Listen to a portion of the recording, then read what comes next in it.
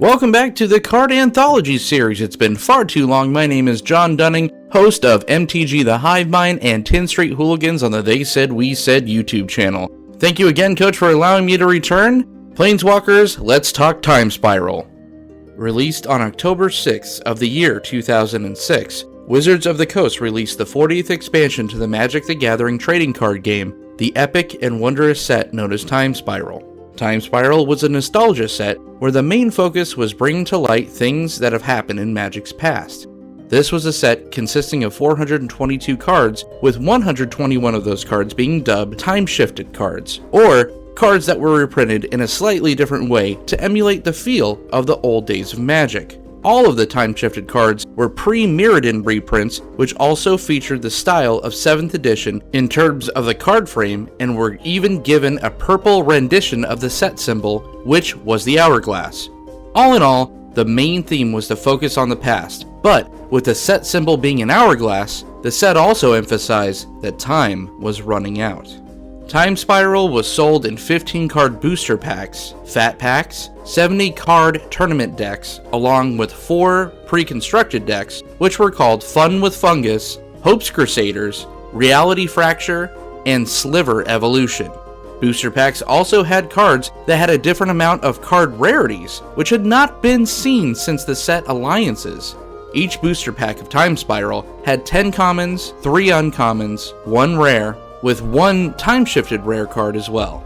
The storyline of the expansion was the story of the plane of Dominaria in ruin. It had been over 200 years since the Phyrexian invasion, but the plane itself has been degrading over the years. Trees, air, and other life forms have been suffering from these ill after effects. On top of that, time itself has been increasingly unstable, making things from the past appear and disappear at will, along with mana slowly being taken away from the plane itself. This would lead to the character Teferi seeking out help to heal the plane before it is too late.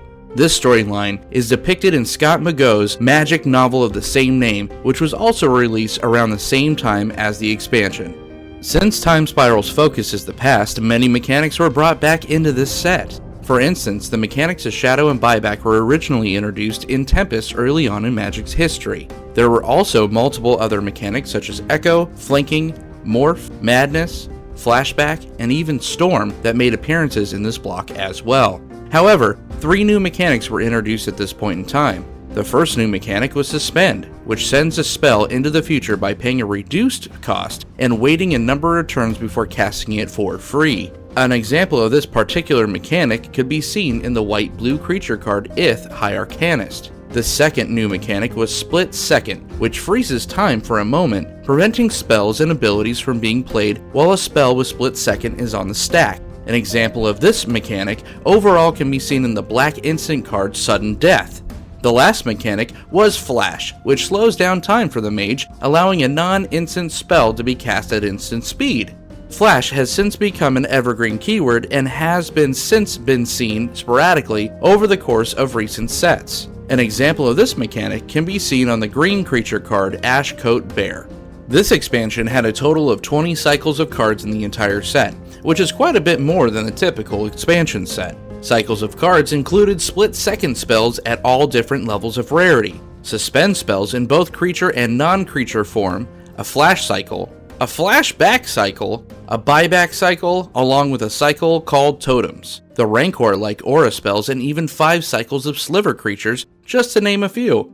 There was the Magi cycle, which were wizard creatures that had an effect related to Magic's past. The cycle of cards included the White Magus of the Disc, an emulation of Nevinral's Disc, Magus of the Jar, which mimicked the card Memory Jar, Magus of the Mirror, which played almost like the card Mirror Universe, along with Magus of the Scroll and Magus of the Candelabra, which mimic Curse Scroll and Candelabra of Tawnos, respectively. There were the Storage Lands, which were uncommon 2-color lands that could store leftover mana and be used on other turns. The Storage Lands included Calciform Pools, Dreadship Reef, Molten Slag Heap, Fungal Reaches, with the last storage land being Salt-Crusted Steep. There were the 2-color legendary creatures, which were creatures that represented part of Magic's past storylines. These legendary creatures consisted of Ith High Arcanist, Dralnu, Lich Lord, Karvik the Merciless, Stonebrow Corrosion Hero, with the last of these legendary creatures being Safi Eriksdottir, my personal favorite. The last of the cycle cards in Time Spiral were the uncommon main phase Matter instants, which were cards that had an improved effect when the spell is cast during the card owner's main phase. This cycle of cards included the white Return to Dust, the blue Careful Consideration, the black Haunting Hymn, the red Sulphurous Blast, with the last cycle card being the green Might of Old Corrosia.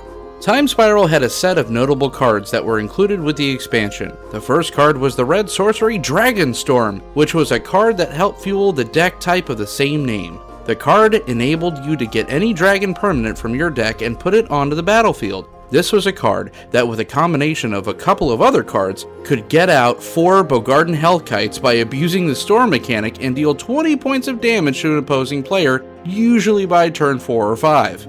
Smallpox was a black sorcery card that made each player lose 1 life, discard 1 card, sacrifice 1 creature, and sacrifice 1 land.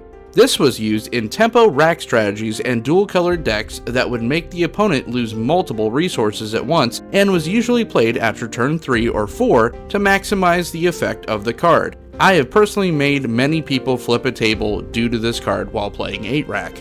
Next was Greater Gargadon. This was a 9/7 red creature with Suspend 10, but could also have some of its suspend counters removed if certain permanents were sacrificed. This card was used as pretty good sized threat for red players as they can get a massive creature out.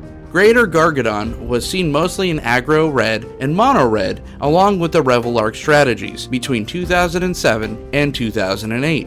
Living End was a black sorcery card with Suspend 3, which made creatures get removed from the graveyards and have other creatures enter the battlefield. During the period where Time Spiral was in Standard, Living End was hardly used. However, it would not become a powerful card until around 2010, when the mechanic Cascade was introduced.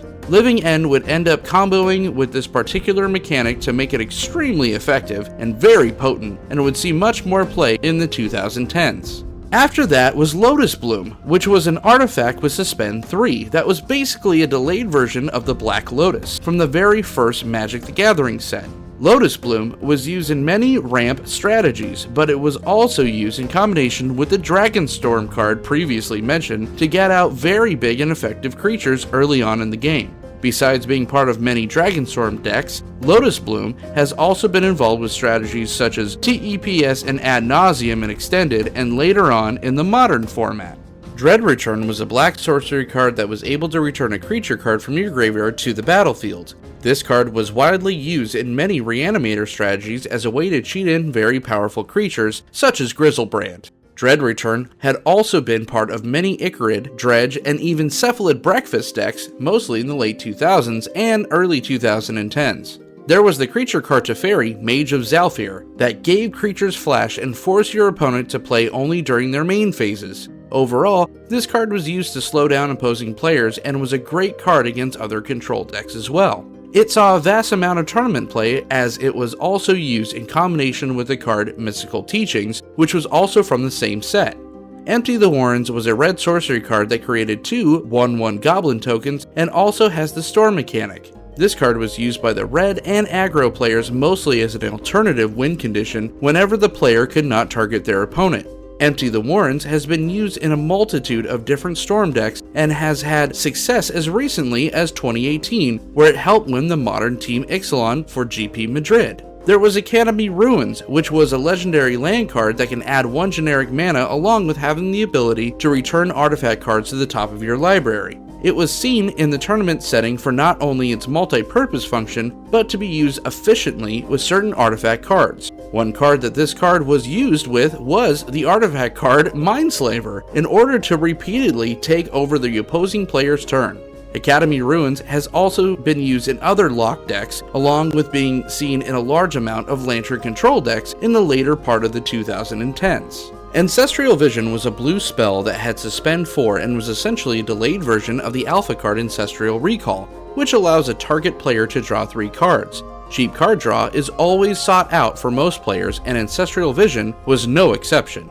This card in its early print was used widely in fairy decks for the standard format, but also has been used in other decks such as Shardless Bug and Blue-White Control. On top of that, it is also used in many commander decks as a very efficient way to get more cards. The card Corrosion Grip was a green instant spell that has the split second mechanic along with the effect of destroying a target, artifact, or enchantment. It was included in many tournament decks as a sideboard staple for taking out numerous cards such as Vidalcan Shackles and Counterbalance that were present in blue decks. Corrosion Grip has been seen in Elves, Madness, Scapeshift, and other deck types such as lands, and is also one of the few cards that can help with combating the Affinity archetype. Tormod's Crypt was an artifact that could be sacrificed to have all cards from players' graveyard be exiled. Mainly used as a sideboard card like a few other notable cards, Tormod's Crypt was used to combat deck styles such as Reanimator and other decks that use the graveyard as part of the deck strategy. Overall, this card was not only cheap to play, but was also very efficient for doing a specific job. Tormod's Crypt has been seen in many different deck types such as Affinity, Zoo, Tron, and even aggro decks, and has been seen in recent deck styles such as Ravager's Shop. The last notable card on this list is the card Ancient Grudge. This was a red instant card that destroyed a target artifact along with having a cheap flashback cost. Similar to Corrosion Grip, this was highly efficient at taking out artifact cards and was another card that worked well against the Affinity deck style. Ancient Grudge was also seen in a vast number of different decks such as Jund, Eldrazi Aggro, Burn, Valakut, and even other Affinity decks as well. It still sees play to this day as it has been seen in deck styles such as Dredge and Tron. A sealed booster box of Time Spiral is currently going for around $600. So that is it for this episode of Card Anthology. I hope everyone enjoyed the video, and if you did, be sure to leave a like and a comment, share the video, and subscribe to the Card Bazaar for more Magic the Gathering videos. If you would also like to contribute to the channel in other ways, head on over to the Patreon page by clicking on the link to the description and become a patron to start receiving rewards today. If you missed the last episode of Card Anthology, which went over the set Coldsnap, be sure to check that out after watching this video. Again, I want to thank Coach for allowing me to jump on and bring you all the information for Time Spiral. My name is John Dunning, host of MTG The Hive Mind and 10th Street Hooligans on the They Said We Said YouTube channel, and I'll see you all in the multiverse.